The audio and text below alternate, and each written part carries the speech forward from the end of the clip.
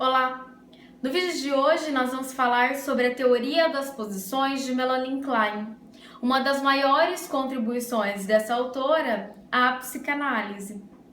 Você sabe o que é posição esquizo-paranoide e posição depressiva? Não? Então vamos entender um pouco mais sobre isso.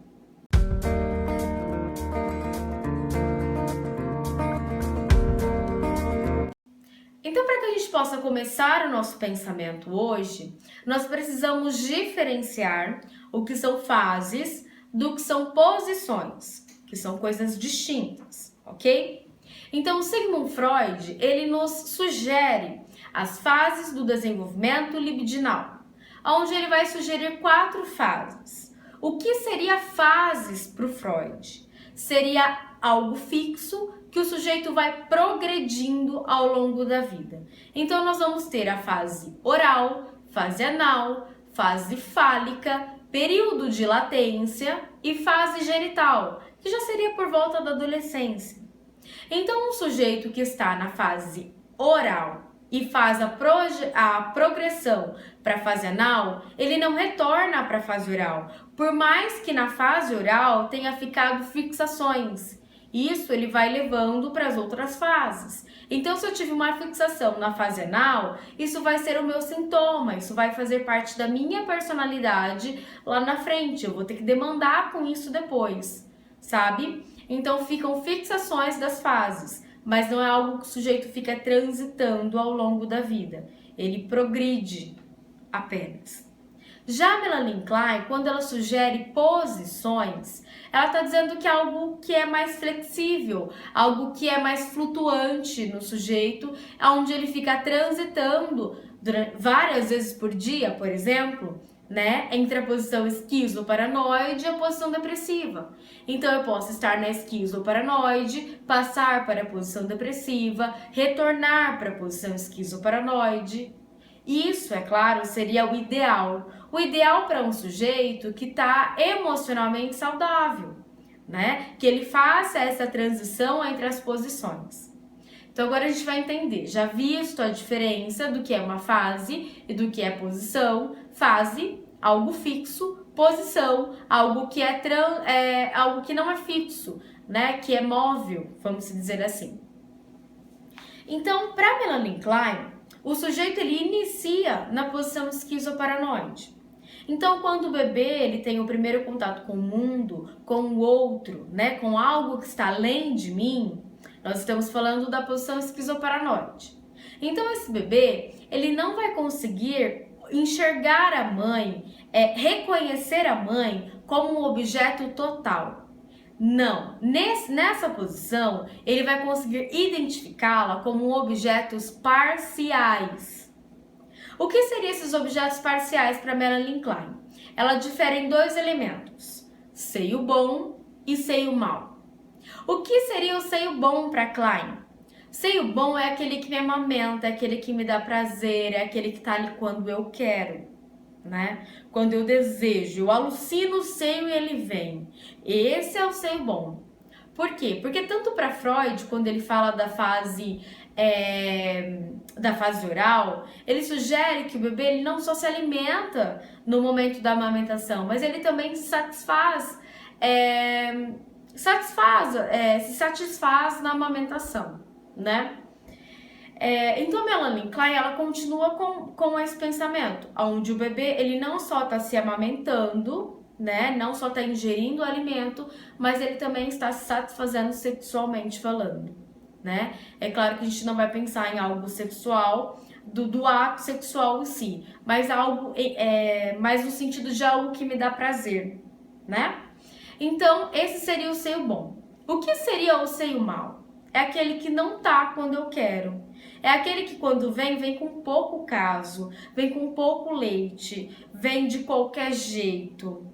É aquele que traz mais frustrações do que satisfação. Então, esse é o seio mau. Essa teoria, né, essa posição, a posição esquizoparanoide, se a gente olhar para o nosso dia a dia, é algo que nós ficamos nela a maior parte do tempo. Por quê? Porque o tempo todo eu estou diferenciando o que é bom e o que é mal para mim. Vou dar um exemplo para você poder entender. Quando o seio bom está em mim e o seio mal está em você, eu vou julgar que você tem me prejudicado, que você tem se afastado, que você tem me machucado, que você tem me feito mal, sabe? Tudo eu vou jogar no outro. O outro me prejudica, o outro me machuca, sabe? Então isso é quando o seio bom está em mim. E aí o outro está tentando me prejudicar, certo? Quando acontece ao contrário, quando o seio mal está em mim e quando o seio bom está em você, aí eu faço tudo errado. O meu trabalho não é bom. Eu não vou nem começar a fazer isso daí porque eu não vou conseguir, eu vou estragar tudo. Não, eu não consigo. Não, eu não sou bom o suficiente. Isso, o seio mal está em mim. Então eu acabo com tudo. Não posso tocar mais em nada que eu vou destruir isso, né? Então o tempo todo nós ficamos nessa situação, né? O que é bom pra mim e o que é mal pra mim. Se eu sou boa ou se eu sou má, sabe? E é claro que Bom, isso eu explico daqui a pouco.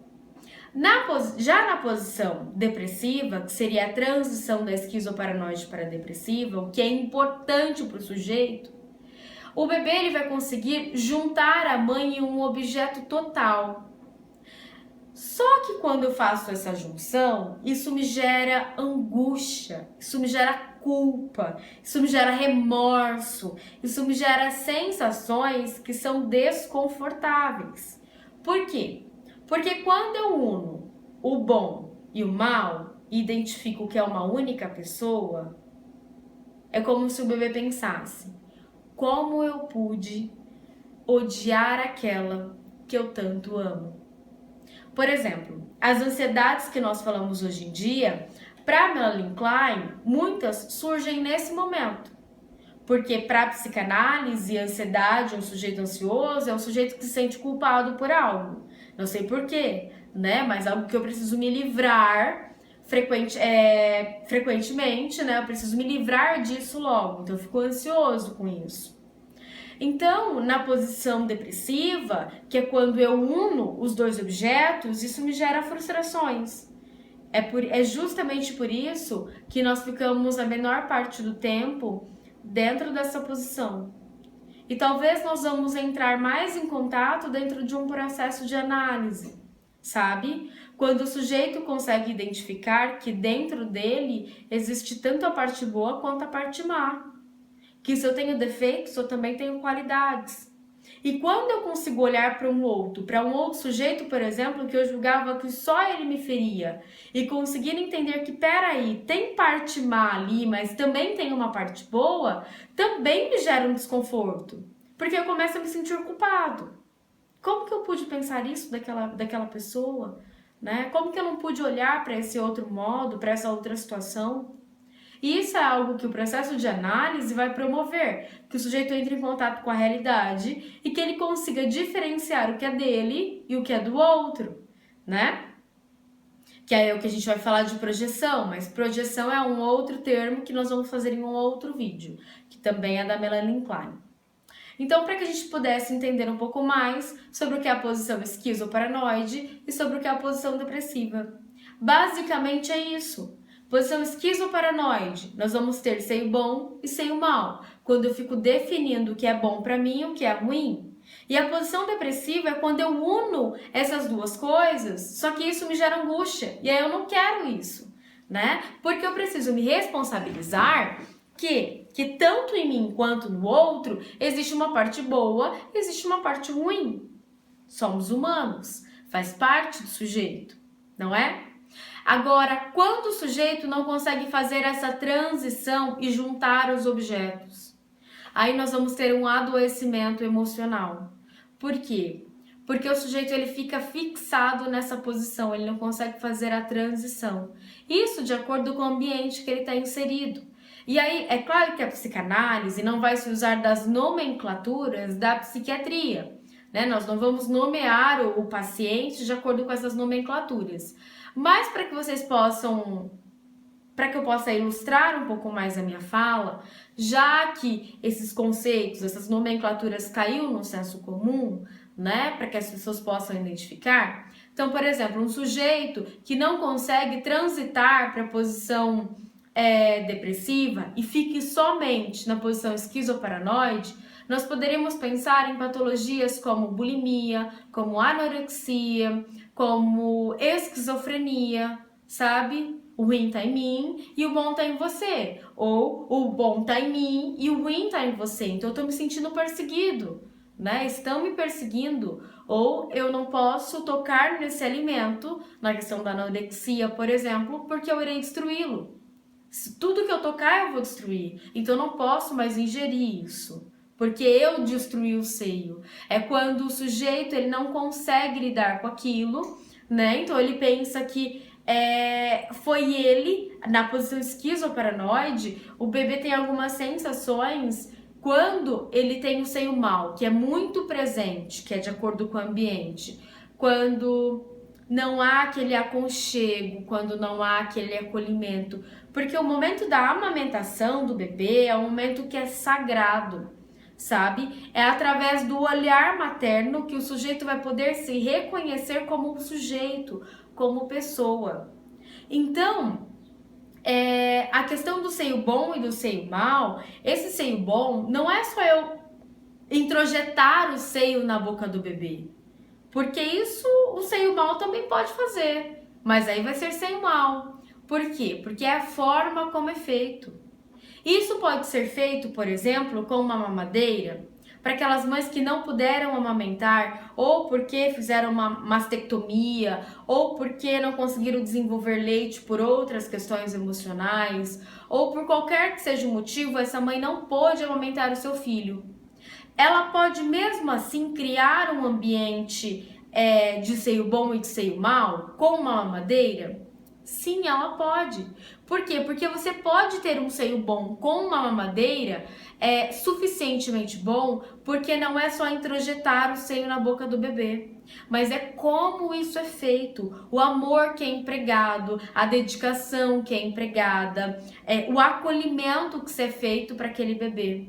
Diferente de você dar o seio de qualquer jeito, sabe? Tá aqui, mas tá amamentando, mas tá no Facebook. Tá amamentando e tá fazendo outras situações, sabe? Não. Esse momento é tão sagrado que precisa ser da mãe e do bebê. Que ela possa se sentir relaxada, porque as sensações que ela tem será transmitida pro bebê durante a amamentação. Então, essa diferença não quer dizer que o seio mal não seja um seio que trouxe o alimento, mas a forma como esse alimento foi colocado na vida do sujeito foi de forma com pouco caso, de forma que não foi acolhedora, e aí se torna um seio mal. Então, um sujeito que tem muito mais seio mal do que um seio bom, quando esse seio bom vem, por mais que seja raro, mas quando ele chega, eu não consigo mais identificá-lo. Porque eu acredito que eu estraguei aquilo, né? Isso é um pensamento do bebê. Claro que na realidade nada acontece, mas estamos falando de sensações, de pensamentos psíquicos, né? Então é como se o bebê pensasse que por ele odiar e por ele tentar acabar com aquele seio mal, ele acabou destruindo o seio bom. Então ele se sente culpado. E aí o seio mal fica dentro dele. E aí nós podemos pensar na questão do alimento, né? A questão da bulimia, a questão da anorexia. Por que eu não me alimentar? Sabe? Então tem um pouco ligado nessa posição esquizoparanoide. Mas é claro que sobre esses temas mais específicos nós vamos falar em um outro vídeo. Mas espero que tenha ficado um pouquinho mais claro sobre o que é a teoria das posições para Melanie Klein, né? Então esses são uma teoria muito importante para a psicanálise. Nós conseguimos identificar dentro dos consultórios facilmente. Bom, nosso vídeo agora está chegando ao fim. Espero que tenham gostado do assunto. É claro que sobre esse assunto, sobre os desdobramentos desse assunto, nós vamos ter mais vídeos por aqui. Se ainda ficou alguma dúvida sobre o que é posição esquizoparanoide, o que é posição depressiva, deixa abaixo do vídeo que eu tento responder e senão a gente grava um outro vídeo para que vocês possam compreender, ok? Não esqueça de deixar o seu like no vídeo, porque isso ajuda a divulgar o canal e a fazer com que mais pessoas tenham acesso a essas informações, claro que de forma simples, numa linguagem simples, que é a minha proposta, ok? E é claro, se você ainda não é inscrito no canal, aproveite e se inscreve, que isso também nos ajuda a aumentar a família que está sendo construída, ok? Um beijo para vocês e até o próximo vídeo. Tchau, tchau!